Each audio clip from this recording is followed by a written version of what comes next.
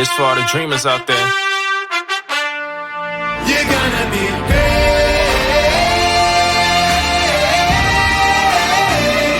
You're gonna be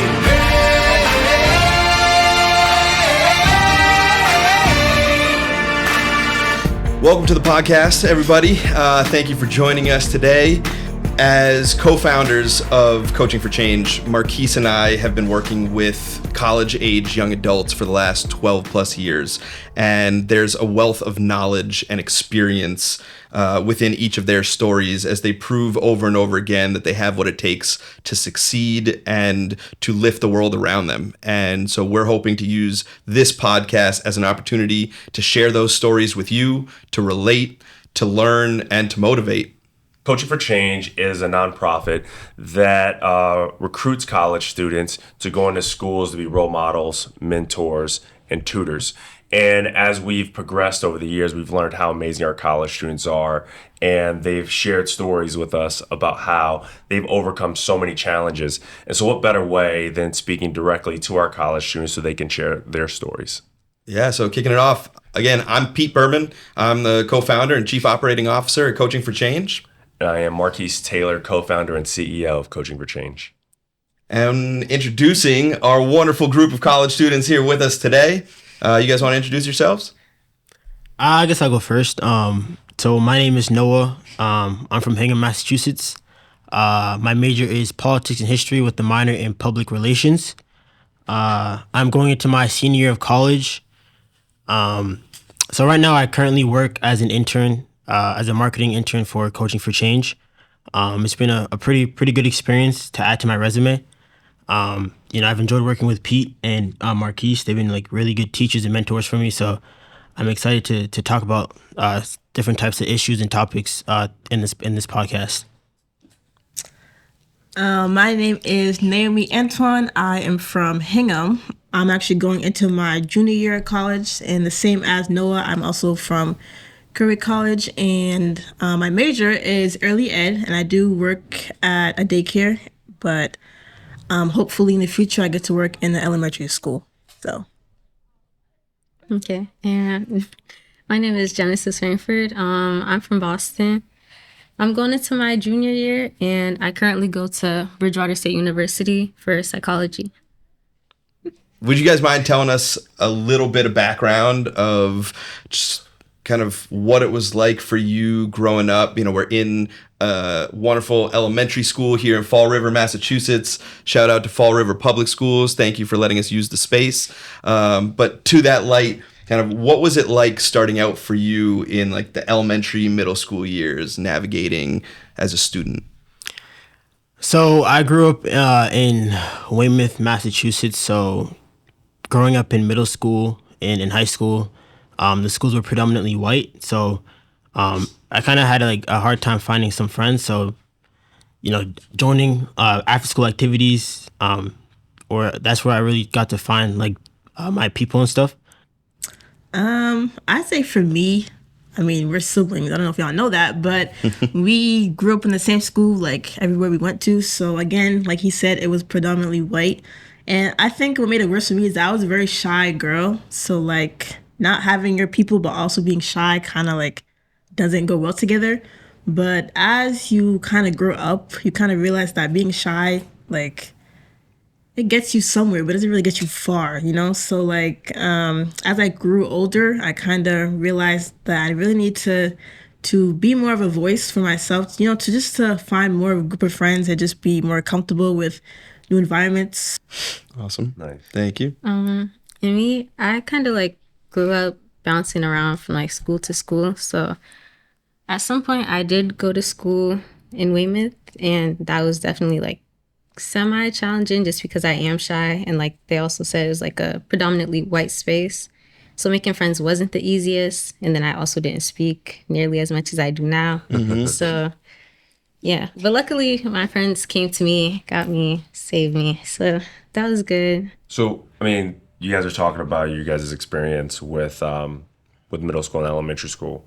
I remember when I was a kid, I had a home life and then a school life, right? I was two completely different people. Yeah. At home, I was this outgoing kid at school. I was like kind of reserved, nervous, worried about like being cool, right? And so, as you guys talk about being at a school that's predominantly white, what was the in school persona versus the out of school persona, right? Like what was the difference there? Definitely, like my mom, she would always tell me like, you know, you're a black student, so you have to like carry yourself a certain way. So, you know, being in like these schools with like mostly white kids, so I would usually just be like just reserved and stuff. Because if I like show too much emotion or do a certain thing, then I'd be seen as like too loud or too ghetto. So I would just like, you know, just keep to myself and just stay reserved and stuff. So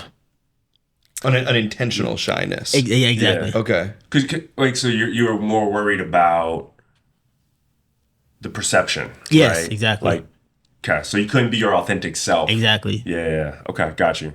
I think for me, it was more of like trying to fit in, more of like what Noah said. I feel like for me, like because we had so many white kids, it was more of like how could I fit in and try to be friends with these kids. More of just so like, oh, it's okay, being different is fine. So I feel like for me, my shyness came from just how could I fit in with these group of kids. So that's what I would say. These. Do you remember what that looked like? You have to like dress different and uncomfortably? It was more of like, I know in middle school, I would try to wear like lighter face makeup. Like it was Okay. bad. Like it wasn't like too light. Like where like, it was like, oh, I'm light skin here, then dark skin here. It was more of like the shade just didn't go with my skin tone like at all. And I thought it was so cute, but it clearly wasn't like at all. So Do you reflect back on those pictures now? yeah, I'd be deleting everything. Like, yeah. That's awesome. Mine was like a mix of the both of their experiences. Like since I was very shy, I always like struggled with like my perception of people. Like I'm very big on like my appearance, the way I present myself. So it's like I never wanted to like do too much and like speak too much and then like kind of throw somebody off. But at the same time, I did like want to try to like fit into those spaces so I could make myself feel comfortable. Mm-hmm. So, yeah. What helped you break through the shyness? Was there a moment? Was there a thought process? I don't know. It's like you kind of grow up seeing everybody else like live their life, have fun, enjoy who they are, blah, blah, blah. And it's just like, I want to do that too. Like that seems cool. So I feel like a specific moment,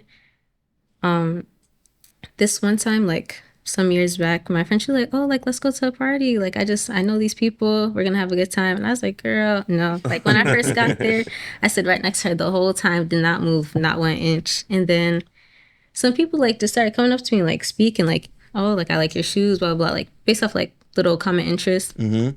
And then from there, like, it just, like, kept going. I was just like, I love being outside. Like, I love interacting with people. Okay. This is great. Like, yeah. So that kind of, like, stirred the pot.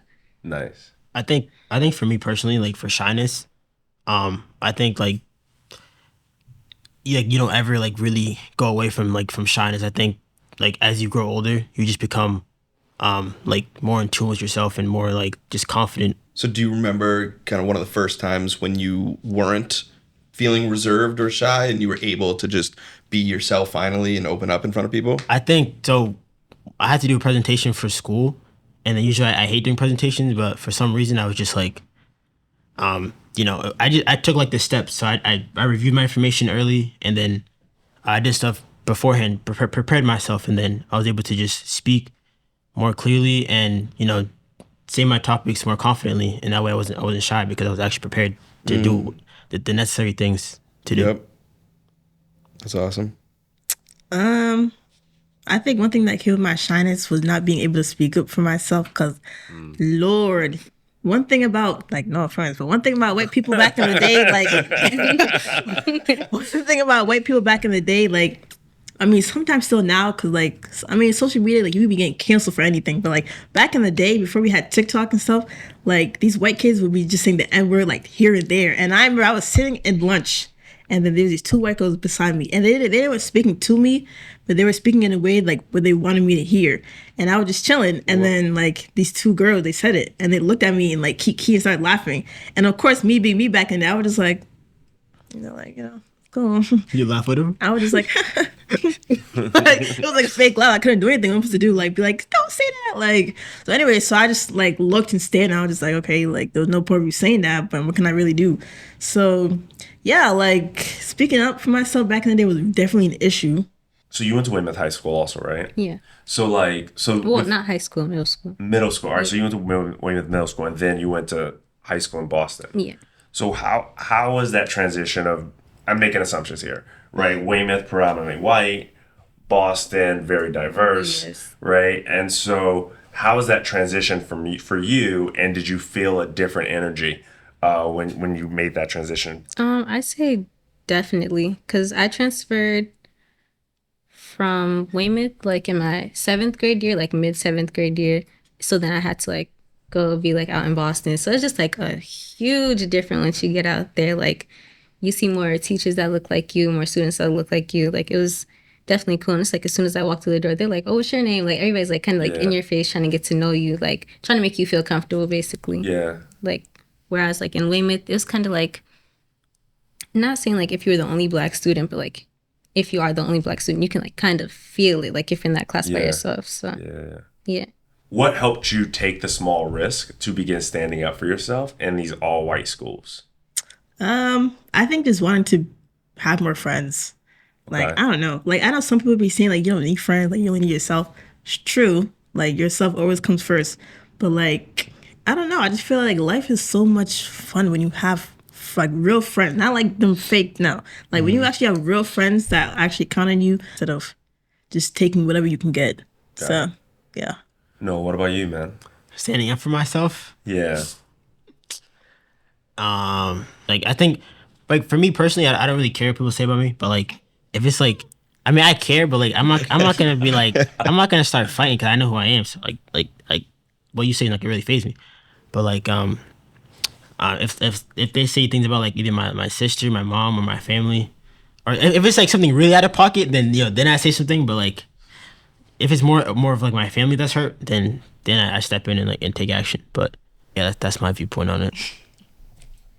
Fair. Why are you laughing at? Oh, because it's just funny. Because me and Noah, like, one thing about us, like, if you come for him, like, I'm not trying to be like someone like, oh, like, don't come for my brother. Like, you can make jokes. I don't care. Like, I will laugh with you. Sure. But sometimes, like when I be in school, like, sometimes, like, that one person can say, like, the reckless type to their sibling. And they'll be like, sometimes they'll be, like, in school. Like, you ever just see a sibling, like, they just don't like each other in school. Or they'll just walk right past each other and, like, don't say hi. Like, I don't know. I just feel like me and Noah, like, our, like, relationship for, like, siblings is really good. Like, Yeah. so it just like I just thought it was funny because I mean sometimes I let it slide, but sometimes I'm just like, all right, too much. But yeah, So talking from a sibling standpoint, how did you guys lean on your family during all of this? Like how like family role models, who helped you guys kind of craft the narrative and help you guys get through some of these challenges you guys are talking about?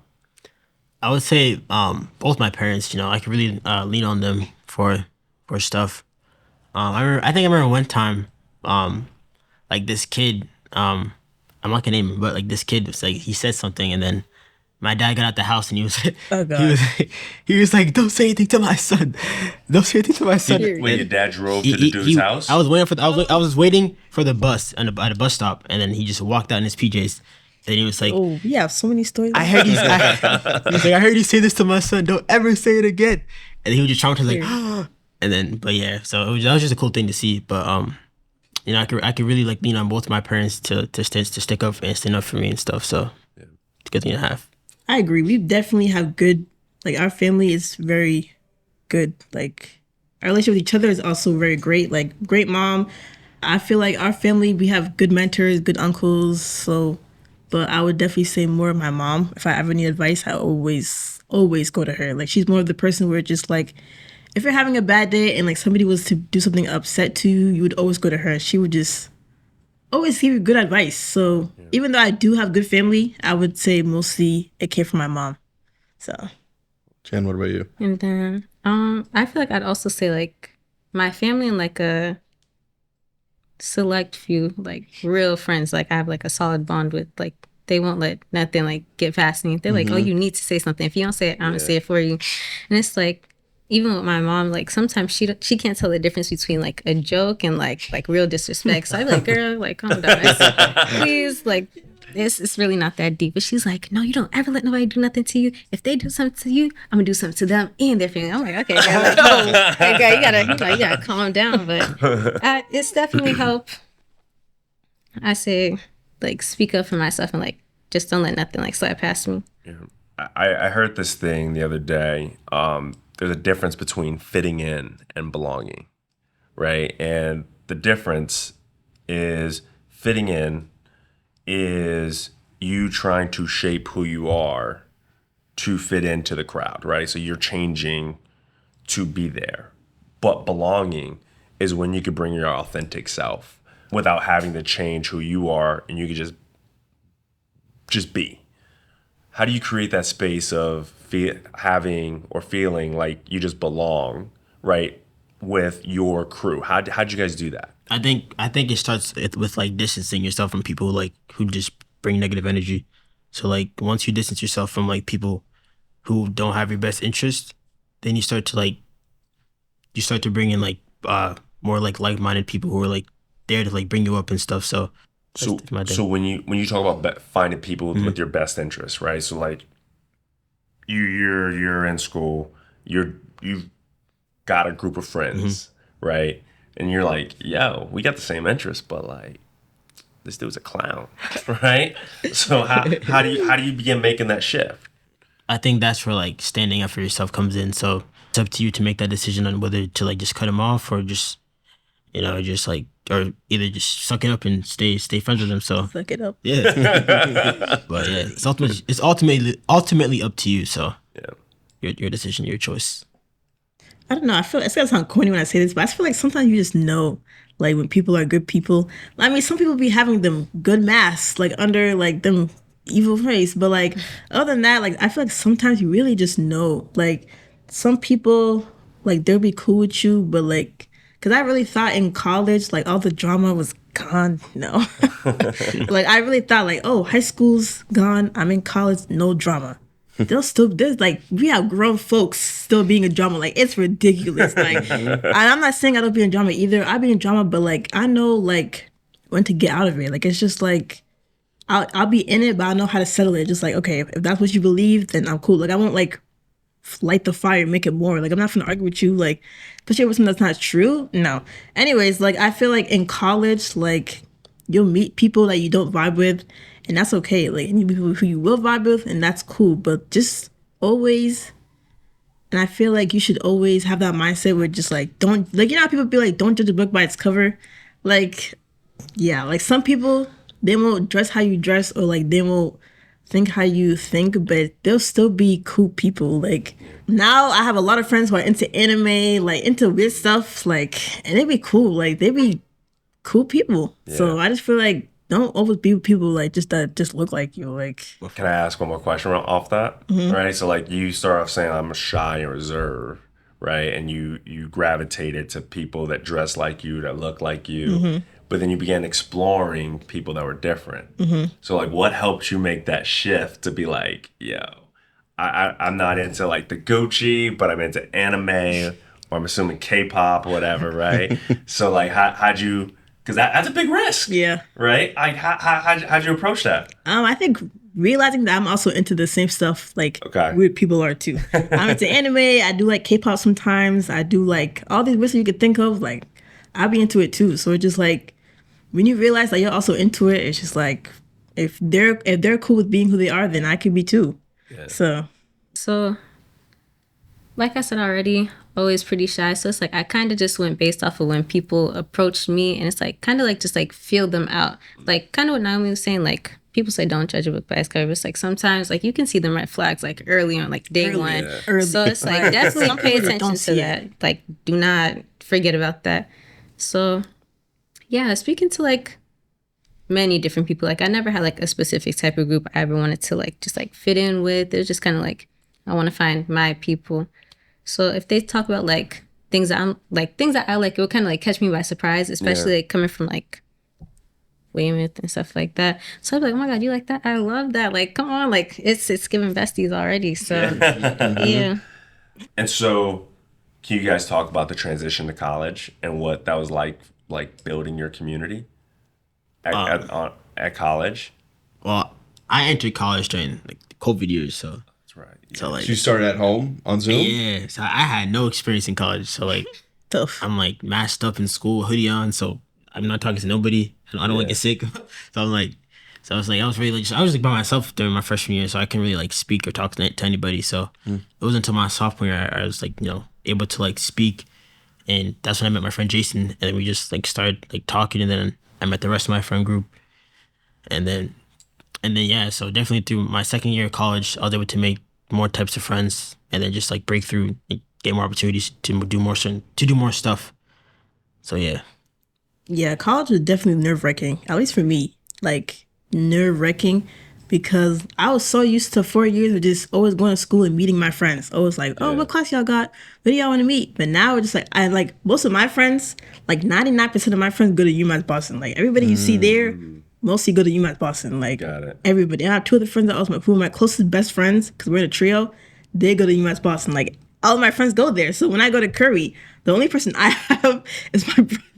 And that's it. So when I go to school, like I called Noah and I was like, yo, Noah, where do I go? He was like, leave me alone, like figure it out yourself. I was like, yes, you did. I did not say that. Anyway, so basically, Catherine, take off the air. She's basically he was just okay, maybe I'm lying a little bit, but he was more like, okay, Naomi, like you're first day, like try to figure it out. Like you're not gonna ask for help for everybody. And I'm you like, asked me "Shoot." during class. I'm like literally in a lecture, bro. Talking about work. But yeah, college for me was definitely nerve wracking, especially not being in a school with none of your friends. So you kind of do feel left out when for friends go to UMB.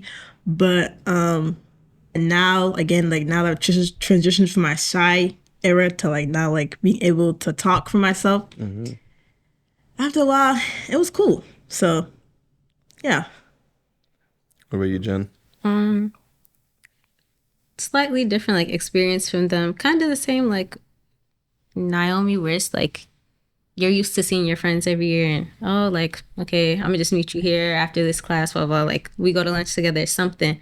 But it's like I now go to school in Bridgewater. So it's definitely a big shift. Not nearly as many like Black people as I would thought, or like other ethnicities and races. So that was something. I still haven't found like my group of people in like college, just because it's like it's like I took 10 steps back basically. It's like I feel like kind of like that girl in Weymouth, like all over again.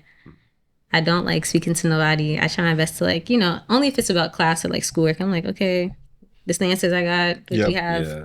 that's just it. Like I really don't try to like push nothing. And it's like I don't know, it's like slightly uncomfortable, but recently I've been trying to like just push it, like try to speak more, like even if it's like not to make friends, it's like at least I spoke. social. Yeah, like Yeah. at least I tried basically. Yeah. So I'm curious, in terms of careers and what you're hoping to do next, is this a group, have you guys kind of figured out what you think you want to do after college at this point? I mean, I'm still trying to just get some more like opportunities for myself first, to like just to make sure I have the necessary like skills and stuff to do the work that I want to do. So But what is the work that you would the want work to do? that I want to do, Yeah. like I definitely like becoming like doing like, stuff in marketing and stuff, helping. I definitely want to like help a company or promote like a type of brand that I like believe in. So like something that speaks to me and that I feel like is helping like communities and stuff. So like working for Coach for Change, it's definitely nice to like when I was visiting the mentorship site, it was like a nice thing to just like see the kids like having fun and stuff. So especially a lot of like the Black kids, I would speak to them and they just had a lot of like aspirations and like hopes. So it was definitely touching to see that, to be a part of that. But definitely to work within a company and like just market them, advertise for them, write for them or whatever, and do those types of things. Is something that I want to do for like my type of dream job. Okay. It's fair. Naomi, do you have some thoughts? You mentioned education. Yeah, I definitely want to work with kids, like 100%. I think my interest started in freshman year not college, sorry. Freshman year of high school, and we had a program, like already, it was called CTE, and I qualified, so I went to that CTE program, and for 4 years of college, I worked with infants, toddlers, and preschool, and then the summer after that, I worked with kindergarten. So yeah, I mean, for a while, I want to work with kids. Right now, like I said, I work in a daycare. I do maybe I think I want to work in an elementary school. That's all what like type setting. But I actually just started a minoring in special ed, which is weird because back in the day I did not like. I didn't really have a fun interest to work with special education. But now working at a daycare, we have some kids who are on the spectrum, and we do not have a lot of teachers who specifically know how to work with kids who need special education. So after that, I think that really sparked my interest at least. So, but short story short, I definitely do want to work with kids. So that's for There's sure. a massive need for special ed teachers. Yeah, A massive 100%. So It's awesome. Jen, how about you? Same thing as Naomi. Kinda. I want to be like a child therapist or like counselor. Okay. Yeah, I feel like a lot of things stem from like when you're very young, like different traumas and stuff. So it's like to be there to help guide somebody like through that tough time. I feel like that'd be really cool. Gotcha. Okay. So just bringing it into a coaching for change kind of context for a second, everything that we are about, especially with college students, revolves around mentoring and expanding your network, and like gaining experience. How have those concepts played a role in finding how you're going to be successful at the next level, whether it's having mentors for yourself, older people that might be professionals or older students that have been able to show you the way in your major, in your field, or what kind of exposure have you had to be able to meet people to build a network that might allow you to find a job after college? I would say for sure networking is definitely important. So like during like my sophomore year, my first like work study was like I was working for Milton Historical Society. They were like a nonprofit like research team. So they just wanted me to like kind of help them promote like what they do, because they work with elderly people and they have a lot of historical meetings and stuff. So they just wanted me to like reach younger audiences. So it was definitely fun to do some work for them. So having like contacts and like experiences and networking with different types of people will like allow you to reach your like full potential and like help you access like different departments. People can like vouch for you and stuff. So doing like just working in different fields and industries and just getting your feet wet in like different types of things will help you like grow as a person individually and like mentally. So yeah, networking really helps, I'd say. And you felt like you've had a good foot in the door to get that started for yourself? Yeah. Okay. I'm just only getting started, so I just definitely just getting started and getting my feet wet. Because there's definitely people are at their own pace, so like there's definitely people like younger than me who have like who've done a lot of things already. Mm-hmm. So like you just got to realize that you just got to go at your own pace, and then just make sure you just grasp like at every opportunity. So awesome. What about Naomi or Jen? you mentioned mentors. Yeah. I would say I had a lot of mentors, especially like high school. I had one. I think I had two, because freshman year and sophomore year I had a teacher, and then we switched to another teacher. Those two were my mentor because they definitely sparked the education interest for me. And then now all the other teachers I had that in classes that relate to my major, I would say they're my mentors too, because every class I've taken for education was different. Like it would talk about special education, home, family, community, like just different type of educational settings that would help me be an educator. So that's what I would say were all my mentors. But really, what else I would say were like, I wouldn't say mentors, but more of like, I don't know how I would describe this, but all the teachers, well, future teachers that I've met in like my classes, like hearing everybody else's just experiences and how they view stuff in their classroom settings was also interesting to me, because like sure, I've been around other future teachers in high school, but it was more of a smaller group. And now that I'm in college, I see a lot of other future teachers. So seeing other people's experiences and how they view just education in general is kind of mentor-like, I guess, which I would say. But that's what I would say. I would say I have plenty of mentors. So I'm curious, as you talk about having different kinds of mentors and at different levels, what does that mean to you? Like, how did you find them and engage them to be a mentor for you, and what does it look like when they're helping? Is this office hours with professors that you're taking advantage of? Did you have to reach out to them on the side, just special to like say, I have a really big interest in this and I feel like you can help me? Like how did that engagement take place? I would say one mentor I had, which was in high school, she was more of like a confident booster. Like she would be like, Naomi, like I never realized how good you were at teaching, because this was my first time making lesson plans for little kids, and yeah, she would always make me realize how good I was at teaching and how good I was at like reading to kids. Because you know how when you read to kids, like you gotta be enthusiastic or they'll just get bored and like walk away. So like yeah, she just made me realize how better I could be at teaching, because I was good, but like I was also very lazy in high school, so it was like my full potential. So but like for her specifically, she made me realize how much of a better teacher I could be.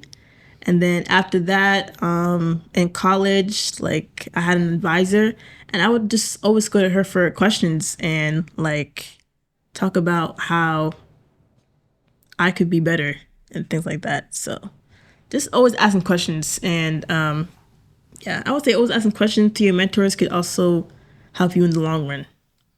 Jen, what about you for any and all of the above? Like what does mentoring, networking look like for you? For mentors, I kind of look at like anybody who's been in any type of like psychology class I've had, like whether they're like just a regular faculty member or like another professor, like when they speak, I definitely listen, especially my last semester teacher, because it's like she started talking about her own personal hardships, and it like kind of like opened my eyes, like, this is regular stuff. People do deal with this.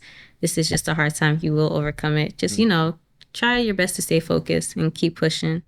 And then I'd say maybe like some family members like that are on the older side, just like constantly encouraging you and like telling you like you can achieve this. Like I've watched you do X, Y, and Z. I know you can get to the next level. So yeah. Awesome.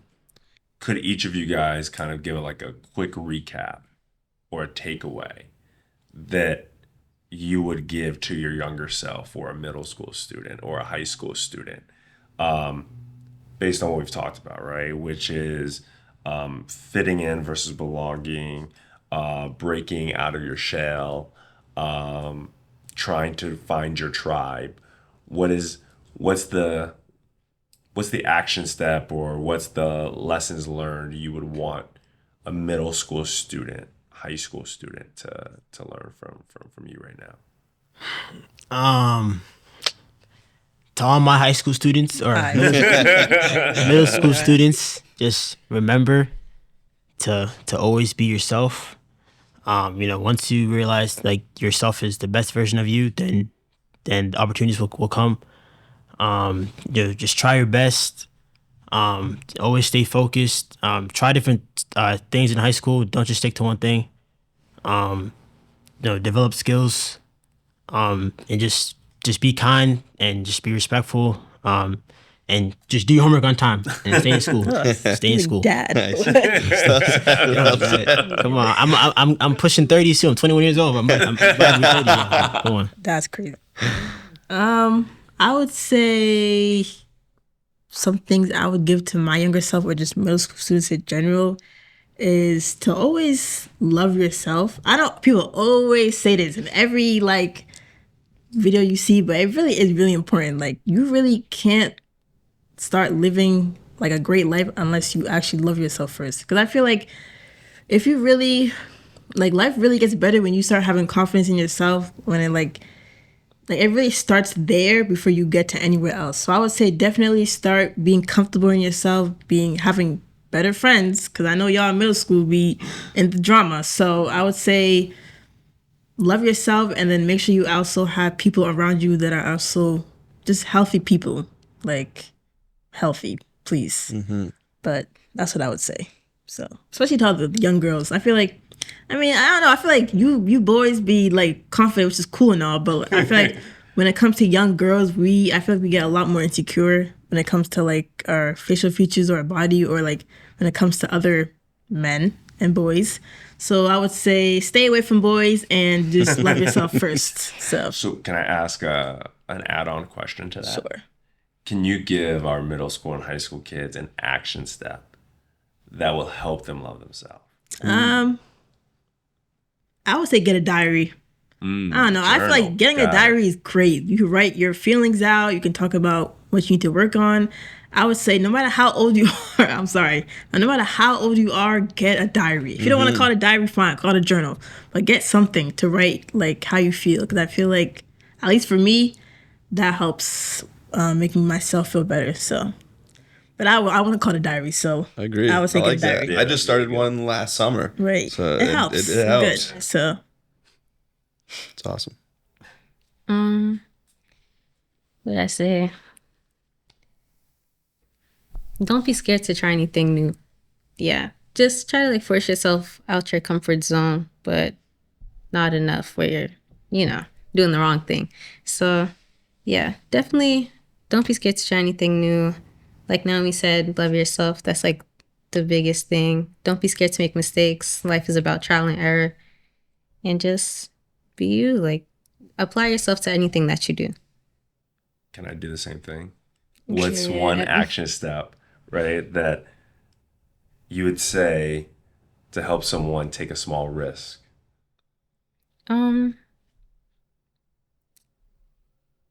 I say if you know you have good friends around you, it's definitely good to do it with a friend that you trust or a group of friends that you trust.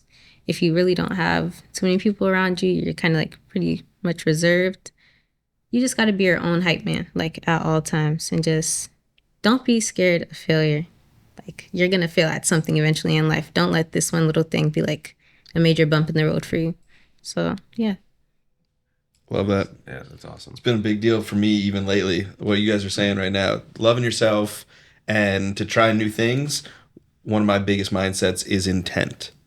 Understanding the intent of why you're doing it, because trying something new just to fit in might not go well and could lead to a bigger letdown. But trying something because it's what you love and it's like part of how you want to express yourself. I mean, worst case scenario, it doesn't go well the first time, but you're going to be more motivated to try again. Yeah. I love that. I also think like doing things that make you happy and like that just fill you up is a good part in like loving yourself too. So like just don't do drugs. Like, doing fun stuff for like stuff that you enjoy is make it a priority. Yep. One thing that I've started trying is at the end of the day, no matter how chaotic, write down your wins, right? Because life gets chaotic, right? Whether it's drama, whether it's school, whether it's commuting, whether it's working, you have to be able to keep score and making sure that like you recognize the things that are going well and that you did right and that you learned. So, absolutely. Awesome. This has been a great episode. I appreciate all of you being with us today. Noah, Naomi, Jen, you guys have been really awesome this episode. Sharing your stories. Appreciate you being open and honest with us and sharing it with the world. Hopefully people out there are listening and relating and being inspired by the successful people that you have become and are continuing to develop into. This has been an episode of the Coaching for Change podcast. To learn more about Coaching for Change, visit www.c4cinc.org. We're excited to continue to share more stories like these and bring amazing college students like Noah, Naomi, and Jen to local schools, helping students to inspire and keep them on the right track as well. Hey, yo, one day you could be wearing this like me, feel me? Yup. Swag all around. Dad. Swag all around. Oh, it does give that. All right. thank you guys, and thanks for being so vulnerable and opening up, and we really appreciate it. See you guys next time. You're gonna be great. This podcast is presented by Coaching for Change, empowering college students to ignite change in the next generation. A special thank you to our inspirational podcast participants for sharing their stories with all of us. to the amazingly talented Trey Mutava and Mutava Music for the soundtrack to this podcast, to the Fall River Public Schools for donating the space, to Rowan Edwards for filming and editing this podcast, and of course, to you, our listeners. To get involved with Coaching for Change or make a donation to the nonprofit, please visit www.c4cinc.org or find us on social media at Coaching for Change.